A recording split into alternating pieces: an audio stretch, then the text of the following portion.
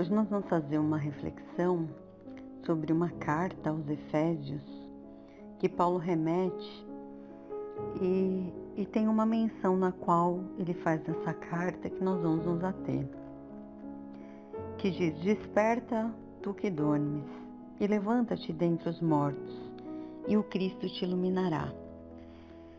E nós convidamos para iniciar a reflexão a todos a iniciarmos uma viagem à Grécia Antiga, há muito tempo atrás, cerca de um pouco mais de 500 anos antes de Cristo. Tivemos no mundo a presença de duas figuras bastante nobres, sábios, filósofos gregos da antiguidade, que na definição de Kardec mesmo, foram precursores da doutrina espírita. E nós podemos, por assim dizer, também dos ensinamentos do Cristo. Lembrando-nos que a doutrina dos espíritos nada mais é que o Evangelho redivivo. Por uma questão de maior amadurecimento da criatura ao longo dos séculos da evolução dos espíritos e por consequência o desenvolvimento da ciência e da humanidade. Estamos falando de Sócrates e Platão. Platão, sabemos, foi discípulo de Sócrates. E ao refletir sobre o tema que nos propomos a explanar hoje, desperta tu que dormes, fala do amigo Paulo de Tarso, nós lembrávamos de um dos mais belos conhecidos mitos deixados por Sócrates, narrado por Platão, que está no seu livro A República, o 7º livro. Muitos não conhecem o livro, mas conhecem esse mito de Platão, que era de Sócrates, que foi narrado por ele. Lembrando novamente que esses dois personagens da história são espíritos tão importantes que o resumo de seus ensinamentos consta inclusive na introdução do Evangelho segundo o Espiritismo.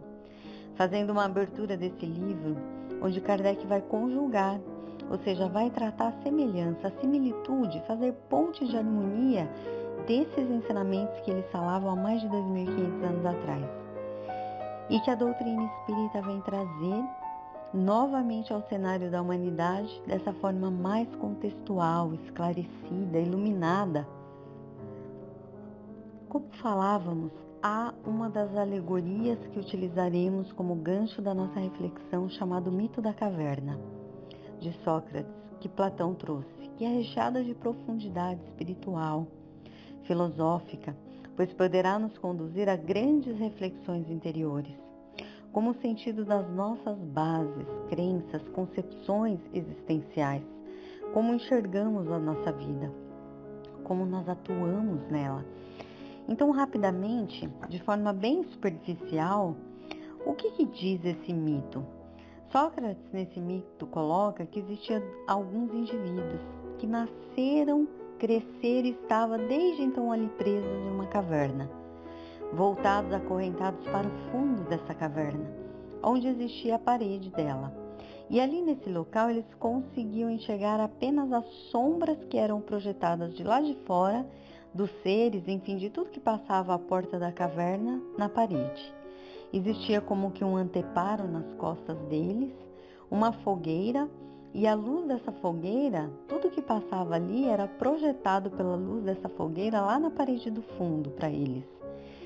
E as sombras desses indivíduos, ou às vezes objetos que pareciam por suas sombras ser outros seres, esses indivíduos que haviam crescido e sempre estado ali, aquelas sombras projetadas na parede, eles entendiam como aquilo ali eram seres, eram forma de vida, aquilo ali era a vida, porque não concebiam outra realidade de vida, não tiveram acesso a isso. Não sabia que se tratava de sombras apenas que estavam sendo projetadas na parede. No entanto, com o tempo, alguns desses indivíduos conseguiram sair da caverna e vislumbraram as coisas e a realidade à luz do sol lá fora. Percebia a dimensão muito mais rica dos seres, das coisas, a beleza da vida. Diz que apesar disso, no início eles sentiam dificuldade de ver a luz do sol, porque eles não estavam habituados com o sol. Mas à medida que passava o tempo, se acostumavam com a luz e realmente percebia a beleza, os detalhes, a profundidade da vida, muito mais ampla do que eles tinham lá na caverna. se encantavam com as maravilhas das cores, do som, da paisagem, enfim, de tudo. Então se encorajavam até retornar e contar aos companheiros lá da caverna, aos que ficaram na caverna, e convidá-los a sair também. Então voltavam para falar: olha, a vida é muito mais além do que isso que vocês veem aqui, como sombras nessa caverna. Convidavam para também se maravilhar com a realidade, a vida em outras perspectivas, tão bela e plena e ampliada. E é preciso que nós despertemos para isso. Vamos sair daqui, eles diziam. Mas esses eram recebidos pelos que ficaram na caverna, na condição de malucos, loucos. Pois como pode inventar uma coisa dessa? A vida real era aquela ali que eles viam, que eles viviam na caverna. Não poderia existir nada mais lá fora do que aquilo. Resumidamente, é claro, porque tem tantas outras facetas esse mito, mas o que nos interessa, a essência, eu coloquei aqui, essa alegoria do mito da caverna. E usamos esse mito para iniciar a nossa proposta de reflexão da noite, para que nós tenhamos um símbolo da ideia tão atual do Paulo que gostaríamos de compartilhar. Quando nós pensamos nessa fala, desperta tu que dormes, pois não raro nós temos uma visão limitada quando pensamos e sentimos, quando refletimos sobre o conceito da nossa vida. Mas a vida no sentido real da concepção do termo, muito mais amplo do que aquilo que por vezes nós percebemos aqui enquanto almas encarnadas. Como ainda muitos de nós temos uma ilusão do conceito da existência, que rege a maioria das criaturas encarnadas, que limitam, na verdade, o existir, a vida nos liames dessas conquistas transitórias, que na verdade são somente sombras projetadas das conquistas reais do espírito imortal que somos. Então, quando nós vamos ao essencial do que Platão diz com esse mito, nós percebemos que quando o homem sai da caverna, o que representa esse mundo temporal, as ilusões, as sombras, esse mundo material apenas, ele vê as coisas como elas realmente são. Por quê? Porque ele vê as coisas iluminadas pela luz do sol. É um símbolo, muito lindo, que diz, o homem sábio é aquele que vê as coisas iluminadas pela luz do sol. Mas o que é a luz do sol? O que é essa questão? Para Platão, a luz do sol é a ideia do bem. Pensemos, dá para imaginar como seria vermos todas as coisas iluminadas pela luz do bem, da fraternidade, do amor, como nós vemos o mundo em geral. Não raro nós vemos as coisas, as pessoas, as situações iluminadas por uma lanterna de baixa potência, que é a lanterna ofuscada pelos nossos interesses utilitaristas, egoístas, e é comum olharmos, rotularmos, para que isso me serve? Se isso não me serve para nada, às vezes você nem vê. Há uma frase célebre de um escritor russo chamado Tolstói, que lembra isso que nós estamos falando aqui, que diz assim: há quem passe por uma floresta e só vê lenha para sua própria fogueira. Será que o Cristo, ao nos situar que tenhamos olhos de ver, não nos convida a iluminar o nosso olhar? Será que Paulo, quando diz desperta, ó tu que dormes, não nos remete a esse sono dessa ilusão que nós vivemos do que seja a vida? Pois o que é isso? O que é você ter olhos de ver? É você olhar as coisas, o coração das coisas. Olhar tudo à luz do sol, olhar para tudo e todos e sentir, pensar e agir num sentido mais profundo. Como eu posso servir a isso? E não para que isso me serve. É olhar para tudo iluminando com o olhar do bem, da fraternidade, do amor. Esse é o convite do Paulo e do Cristo. Desperta, ó tu que dormes, e o Cristo te iluminará. Ou seja, perceba que a vida é muito mais ampla e que essa breve existência, esse intervalo entre o berço e o túmulo e as conquistas inerentes a esse processo. Enfim, muitos de nós ainda nessa ilusão de que a vida se resume a comer, atender sensações, fazendo aquilo que gostamos, que nos dá prazer apenas, trabalhar, conquistar coisas de estabilidade financeira, material, títulos, poder, fama e concluímos a vida, fenecemos. Paulo, convida a ampliar o nosso enfoque, pois vendo a vida à luz desse sol, na verdade imperecíveis, nós percebemos os reais valores que nos cercam, que transcendem o que está e adentramos ao que de fato nós somos. Essa reflexão agora nos levará como ponte ao Cristo, que nos diz que veio a nós para nos trazer vida e vida em abundância. Vejamos que interessante meditar nessa fala dele, pois se estamos já vivos, de que vida ele falava então? O que vocês acham? O que é vida em abundância? O que o Cristo quer nos dizer quando ele fala, eu vim para que vocês tenham vida e vida em abundância? O que Jesus está nos dizendo? Como Sócrates, no intento do mito da caverna, é que a vida se dá em diversos níveis de amplitude, de compreensão e de valores. Então, de entendimento dos propósitos que aqui nos trouxeram. Seja onde for, no trabalho, na família, onde quer que estamos, o Cristo vem nos dizer que a nossa visão de vida, ela vai ser ampliada na medida dos nossos esforços para galgar esses degraus da evolução. Então a nossa visão, ela está restrita, está muito limitada, mas ela vai ganhando em horizonte, amplitude, dimensão e percepção. E nós vamos vendo a vida com um significado muito mais belo e amplo, mais profundo, do que aquele que simplesmente nós temos de existir, procriar, ganhar recursos materiais e fenecer. O Cristo vem nos despertar para uma vida maior, eterna, de espíritos imortais que somos, um convite para a percepção aos poucos do que nos aguarda como filhos de Deus, herdeiros do cosmos. E não mais fixar os nossos olhos apenas no que é efêmero nessa vida, mas o Cristo vem patentear, validar na medida dos nossos esforços esses mundos infinitos e felizes que nos aguardam. Quando ampliamos assim a nossa visão, nós despertamos para essa realidade. Nós passamos a valorizar cada segundo da nossa existência, cada oportunidade aqui para essa empreitada, cada oportunidade de aprender, de amar, de perdoar, de se aproximar pelo coração e pelo conhecimento do Cristo, esse modelo maior de vida plena que nós temos. Então, essa é a reflexão que trazemos. O quanto você já compreende com o Evangelho de Jesus o que é uma vida plena? O que nós já estudamos, do que nós estudamos, o quanto vivenciamos do Cristo? Esse imperativo de infundirmos vida em nossa vida.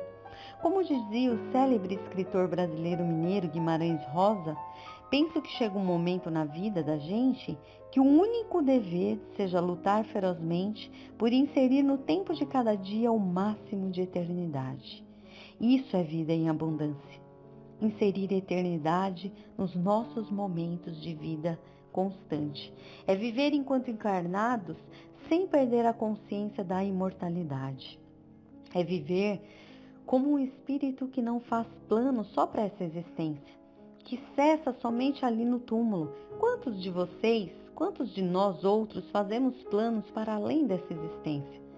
Quantos de nós está vivendo hoje, está fazendo planos que prosseguem para além da morte desse corpo físico? Porque nós não morremos. Além dessa breve existência e experiência que nós passamos hoje, reflitamos, será que eu já despertei para essa vida em abundância que Jesus me convida? O que é essa vida para mim em abundância? Já buscamos essa vida plena por meio da conexão com essa fonte que para nós é o Cristo? É Deus para desenvolvermos nossos potenciais divinos e brilhar o que de fato nós somos? Deixar de fixar e sofrer tanto por conta de coisas tão pequenas. Às vezes nós damos bola para coisas tão mesquinhas que ainda nos fazem sofrer. Projetamos o nosso olhar lá no horizonte maior. Nós já projetamos nessa vida plena que nos aguarda e depende, o mais interessante, exclusivamente de nós, dos nossos esforços para construí-la, porque esse é o convite do Evangelho. É de fato esse o verdadeiro seguir Jesus, ser cristão. Focar a nossa vida nessa vida plena. Lembramos quando Jesus é questionado pelo doutor da lei, que fazei eu para herdar a vida eterna? Vocês lembram qual é a resposta de Jesus? Lembra o que Jesus responde? Como educador de alma, sempre leva-nos a olhar para nós, para intentar o que há dentro de nós, o que nós já compreendemos, o que nós já estamos utilizando na nossa vida. Então ele leva o doutor da lei a buscar a resposta no seu interior, aquilo que ele já sabia, ver a profundidade daquilo que ele já vivia da lei. Não dava nada pronto, mas levava-nos a buscar, a construir a resposta para o exercício do aprendizado. Então ele responde: o que está escrito na lei? Como você a lê? Qual a condição necessária prescreve a lei, a revelação, para você conquistar essa vida eterna plena? E aí o doutor da lei volta-se para ele e responde rapidamente, sem titubear: amarás o teu Deus acima de todas as coisas, de toda a tua mente, de todas as suas forças, de todo o seu coração. E a segunda parte: e o teu próximo como a ti mesmo. Lembrando que essas orientações ele já sabia, já existia, porque não foi trazida pela primeira vez pelo Cristo, já estava lá no Antigo Testamento, no Deuteronômio, no Levítico, mas ele simplesmente repete como uma visão teórica. E Jesus então responde para ele: respondeste muito bem, fazei isso e viverás. A parte teórica, como se Jesus intrinsecamente dissesse: a parte teórica você já sabe muito bem, está claro para você. O conhecimento você tem. No entanto, falta o segundo passo, o passo que alcancemos, para que alcancemos essa vida em abundância. Porque Jesus diz: faça isso e viverás. E é muito interessante, Emmanuel, quando vai comentar essa fala do Cristo, atentando ao fato de que, por que Jesus dirigiria a alguém que está vivo? Emmanuel observa algo interessante na fala de Jesus. Ele diz: por que será que Jesus diria para alguém que está vivo: faça isso e viverás? Então ele explica porque, em sentido espiritual, diz Emmanuel, existir é muito diferente de viver. Veja, existe a pedra, existe a mesa, a planta. A vida, porém, é uma experiência digna da imortalidade. Nos possibilita, no patamar que alcançamos como humanos, viver em plenitude como quem pensa. E está consciente do que pensa, está consciente da sua dimensão imortal e agir como tal. Viver, então, para manifestar valores, virtudes e sabedoria. Isso caracteriza a vida, viver. Esse é o ponto. A ideia central que o Evangelho, aos poucos, vai descortinando em nosso coração. À medida que nos conectamos com essa fonte que é o Cristo, nós vamos vendo tudo à luz desse sol. A realidade se revela para nós e nós ampliamos os nossos horizontes. Desperta, ó tu que dormes. É falar de vida e morte, de uma outra conotação. E quando nós falamos de vida e morte, de despertar, remete-nos também à passagem interessante que todos, acredito, conhecem aqui, que é dita muitas vezes como fantástica pelas circunstâncias que se deu, pois até comparando com um milagre, é a passagem de Jesus ressuscitando Lázaro, lembra? Está narrada no Evangelho de João, capítulo 11. Resumido, pois vocês devem conhecer. Então, Lázaro era irmã de Marta e Maria. Eram moradores de Betânia, amigos pessoais de Jesus, e quando Jesus ia a Jerusalém, frequentemente ficava lá com eles, passavam para repousar em sua casa. Marta e Maria é famosa no Evangelho, conhecidas como aquela passagem bem conhecida que Jesus visita Maria e Marta permanece ali atarantada com os afazeres domésticos, lembram-se? E cobre inclusive o Cristo para que ele chamasse a atenção da sua irmã para que pudesse ajudá-la. E Jesus profere a célebre frase: Marta, Marta, você está tão preocupada, agitada, afadigada com tantas coisas, mas uma só é necessária. Uma só é importante, apenas uma. Então eram essas irmãs, as duas personagens, as irmãs de Lázaro. Lázaro havia morrido então, e elas mandam um emissário ao Cristo que se encontrava na Galileia. E a mensagem chega para Jesus que o seu amigo Lázaro havia morrido. Antes de se dirigir a Betânia, Jesus fica por mais um tempo para depois acompanhar as questões lá da morte de Lázaro. E quando Jesus é questionado, olha, o seu amigo morreu, você não vai lá? E aí Jesus diz, meu amigo está dormindo, eu vou lá revivê-lo. Então é quando Jesus inicia a jornada, se dirige a Betânia. Quando ele chega lá, havia 4 dias que Lázaro estava no sepulcro, enterrado. Já cheirava mal, como relata as irmãs. Mas Jesus vai seguindo em direção ao sepulcro, pois gostaria de vê-lo. Quando Jesus se aproxima, Marta diz, mestre, se você estivesse aqui, ele não teria morrido. Mas a resposta do Cristo é no mínimo interessante, pois ele diz assim a ela, eu sou a ressurreição e a vida. Quem crê em mim, ainda que esteja morto, viverá. E quem vive e crê em mim, nunca mais morrerá. Veja, aqui começamos a ter uma dimensão de vida e de morte totalmente ampliada pelo Cristo. Algo que vai além da morte física e uma vida que vai muito além da existência física. Então Jesus se dirige ao sepulcro, pede que retirem a pedra, então diz, Lázaro, sai para fora. Lázaro levanta e sai para fora, ainda envolto nas faixas, no lenço, no sudário. Jesus então diz, desligai-o e deixai-o ir. Essa é a passagem de Lázaro. Bem, ao longo dos séculos tem sido interpretada por muitos de nós como que Jesus de fato ressuscitou Lázaro da morte. Lázaro estava morto, Jesus infundiu-lhe vida e ele voltou a viver. Mas ficamos a nos perguntar hoje, com a visão que temos do Evangelho iluminado pela doutrina espírita, se isso seria possível. E chegamos a algumas conclusões. Se mesmo numa condição de espírito crístico, Jesus teria capacidade de fazer isso, pois o que aprendemos com a própria ciência é que as leis biológicas, as leis físicas e as leis universais foram criadas por um mesmo Deus. E não é possível trazer à vida um ser que já morreu.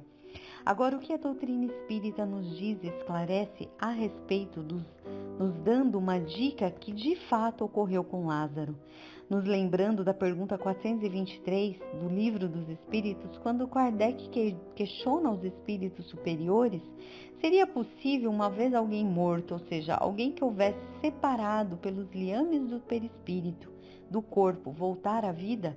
Seria possível isso? E claramente os espíritos respondem não. Uma vez desligado esses laços que ligam o perispírito e o corpo, não é mais possível retornar à vida. Desde que um homem aparentemente morto retorne à vida, é porque não havia morte de fato. O que passava então? A própria pergunta de Kardec já nos esclarece e nos dá a pista do que ocorrera com Lázaro, pois ele começa a pergunta assim, na letargia seria possível retornar? Então Kardec já nos revela que o que aconteceu com Lázaro era um processo mais comum do que imaginamos, de letargia. Não de morte de fato, mas de letargia, que é mais generalizado e parece que a pessoa morreu. E tem também a catalepsia, que é algo mais localizado. Parece que de fato a pessoa morreu, mas ela está num sono letárgico. Mas não houve o desligamento real dos laços do perispírito com o corpo. E Kardec, na próxima pergunta, completa, perguntando então, nessa condição, qual seria o meio de trazer alguém de volta, alguém à vida que esteja nessa condição? E a espiritualidade responde, simples, pelo meio do magnetismo. E tendo visto exemplos como esse ao longo dos séculos, para muitas pessoas essa visão de alguma forma pode até mesmo incomodar, porque elas sentem incomodada como se fosse um demérito para o Cristo. Tiraria o poder então dele se não atribuísse esse ato com Lázaro o dito milagre, na concepção mais comum do termo. Mas será mesmo? Pensemos e reflitamos de forma racional que o Cristo não precisava violar as leis para prosseguir com suas tarefas. Isso de alguma maneira diminuía a grandiosidade do Cristo perante os nossos olhos? Pois se Deus, que tem em comum dos atributos infinita sabedoria, logo perfeição, criaria leis que precisariam ser violadas para que o Cristo desse as suas orientações, para que os seus ensinos fossem transmitidos a nós, que perfeição seria essa? Não faz sentido um ser que cria leis perfeitas, que precisa depois violá-las para os seus desígnios se cumprirem. Não nos parece coerente isso, porque o Cristo, veja, é um emissário direto do próprio Criador, que é perfeição absoluta. Isso é importante para termos uma visão nova do Cristo, porque por muito tempo essa visão equivocada do Cristo de que ele pudesse passar por cima das leis divinas, essa visão afastou Jesus de nós, por colocar ele num patamar muito distante de nós, criaturas mortais, pois ele teria uma natureza diferente da nossa, um ser especial à parte da criação e não um espírito como nós em evolução, que alcançou por seus esforços esse patamar de espírito crístico, de espírito puro. Mas uma das maiores contribuições e belezas da doutrina espírita é novamente nos apresentar Jesus, o Cristo, como um mestre, um espírito puro, muito mais evoluído, sim, muito mais adiantado do que nós, mas uma criatura como nós outros, que partiu do mesmo ponto de origem que nos ajudará a chegar ao mesmo ponto de destino, o qual ele tem alcançado. Isso nos dá esperança. Então, a terceira revelação resgata, inclusive, essa visão bela do Cristo. Isso é tão importante e quem tem interesse, pesquise na Gênese, capítulo 13, porque o Kardec ele vai dedicar um capítulo inteirinho para discorrer sobre essa visão espírita da incoerência da concepção de milagres, que eles não poderiam ser feitos, ainda que pelo Cristo, porque estaria em contradição frontal com aquilo que nós já podemos conceber de Deus. Embora não concebemos de fato a sua grandeza, nós podemos conceber aquilo que Deus não pode ser ou fazer, pois traria contradição com seus atributos principais, entre eles a perfeição, a inteligência suprema, enfim, quem tiver interesse estude esse livro. Então, quando apresentamos essa passagem mais material de Lázaro, nesse enfoque mais lógico, de maneira alguma estamos querendo diminuir a figura do Cristo, porque ele mesmo nos disse: eu vim para cumprir a lei, não para destruí-la. E subentende-se que envolve todas as leis, até as biológicas, físicas, né? Porque todas as leis divinas na criação foram criadas por Deus. Afinal, Deus que estatuiu leis morais, estatuiu as leis físicas. Então concluímos que Lázaro não estava morto, estava em processo letárgico, só por curiosidade. No livro Recordação da Mediunidade, por Bezerra de Menezes, nos traz primeiro capítulo por Ivone Amaral Pereira, que inclusive passou há menos de um século por um caso semelhante desse de Lázaro, de catalepsia na infância e quase foi enterrada viva.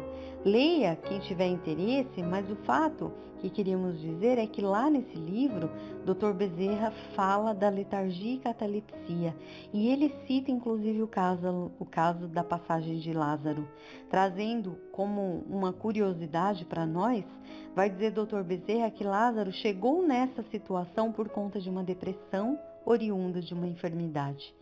Perdera o gosto pela vida, olha só, por não saber o que representa essa vida plena, se entregou a uma depressão, entrou nesse processo letárgico, grave, agudo, que foi restabelecido pelo magnetismo do Cristo. Podemos imaginar o magnetismo do Cristo, restabelecendo os laços vitais de Lázaro, que pode voltar à vida depois. Esse é o aspecto, diríamos, mais material dessa passagem, mas não é esse o enfoque principal que gostaríamos que ficasse em nossos corações. Pois vamos aprender com o estudo do Evangelho, sobretudo com Emmanuel, que além do aspecto material, histórico, tem um profundo mergulho através de um simbolismo que revela o conteúdo moral pouco a pouco. Tudo, cada palavra, cada ato, cada lugar, cada objeto, cada menção transmite-nos uma lição profunda para esse nosso despertar. Um dos objetivos dessa terceira revelação é iluminar o nosso olhar a esses ensinamentos. Na questão 627 do Livro dos Espíritos fala isso, que O Consolador veio tornar clara a mensagem do Cristo para todos nós. Agora, o que concluímos então nessa noite com essa passagem que citamos e o que ela representa-nos? E buscamos com Emmanuel no livro Consolador, questão 317, perguntam a ele o que a passagem de Lázaro simboliza para cada um de nós. Pois o mais importante é estudar o Evangelho e relacioná-lo com a nossa experiência de vida. Nada adianta conhecer o Evangelho, estudá-lo somente como obra histórica, decorar os seus versículos, saber tudo de Evangelho, mas o objetivo é a autopercepção. O Evangelho tem que ganhar significado na nossa vida de hoje, agora, pois só assim ele nos transforma. Esse é o objetivo do Evangelho, autotransformação. Então, qual o símbolo? Pergunta Emmanuel nessa passagem, e ele responde: primeiro, essa passagem é um símbolo, um selo do Senhor pela terra, uma marca que mais tarde haveríamos de entender o que ele queria nos trazer. O Evangelho de João, até o capítulo 11, é chamado de livro dos sinais, pois Jesus deixa ali 7 sinais, caracterizando a sua missão na terra. Então começa com as bodas de Caná, termina com a ressurreição de Lázaro. Nós temos 7 sinais, daí o livro dos 7 sinais, por isso o selo que Emmanuel cita aqui. Mas a parte seguinte da resposta é a mais interessante. Emmanuel diz assim: aquela ação é um símbolo da ação do Cristo sobre o homem, que por meio do seu amor tem arrancado a humanidade dos seus sepulcros de misérias, despertando para o sol da vida eterna nas sagradas lições do Evangelho de amor e de redenção. O que Emmanuel está dizendo aqui? Quem vocês acham que é Lázaro? Nós, a humanidade, que ainda vive como no mito de Sócrates, na caverna, com uma visão tão estreita ainda do que é realmente a vida. O que temos feito com aqueles que vêm ao longo dos séculos trazer que a vida é muito mais ampla? O que nós temos feito com os missionários que têm vindo à Terra falar da vida, de renovação, de eternidade, de vida plena, de luz, de amor, de perdão? Qual tem sido o nosso comportamento no nosso dia a dia com essas informações?